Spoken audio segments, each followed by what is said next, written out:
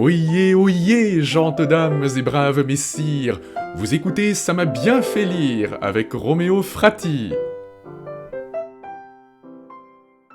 S'il s'avère légitime d'admirer la grandeur dont l'esprit humain est capable, il est tout aussi judicieux de rire de la petitesse, voire de l'étroitesse dont il est capable. Tel est l'enjeu du dictionnaire des idées reçues, un ouvrage inachevé que Gustave Flaubert commence en 1850 pour recueillir les lieux communs, les mesquineries et les futilités de la société française. Académie française, la dénigrer. Mais tâchez d'en faire partie si on peut. Censure, utile, on a beau dire.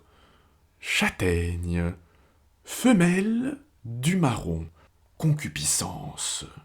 Mot de curé pour exprimer les désirs charnels. Devoir, les exiger de la part des autres sans affranchir.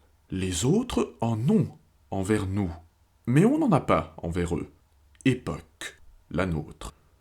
Tonner contre elle, se plaindre de ce qu'elle n'est pas poétique, l'appeler époque de transition, de décadence. Érection, ne se dit qu'en parlant des monuments. Fonds secrets, sommes incalculables avec lesquelles les ministres achètent les consciences. S'indigner contre. Illusion, affecter d'en avoir beaucoup, se plaindre de ce qu'on les a perdus. Imbécile, ceux qui ne pensent pas comme vous. Jouissance, mot obscène. Juif, fils d'Israël. Les Juifs sont tous marchands de lorgnettes.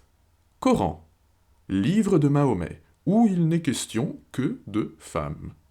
Lait, dissout les huîtres, attire les serpents, blanchit la peau. Des femmes, à Paris, prennent un bain de lait tous les matins. Langouste, femelle du homard. Mal de mer. Pour ne pas l'éprouver, il suffit de penser à autre chose. Melon, joli sujet de conversation à table. Est-ce un légume? Est-ce un fruit? Les Anglais le mangent au dessert, ce qui étonne. Ministre, dernier terme de la gloire humaine.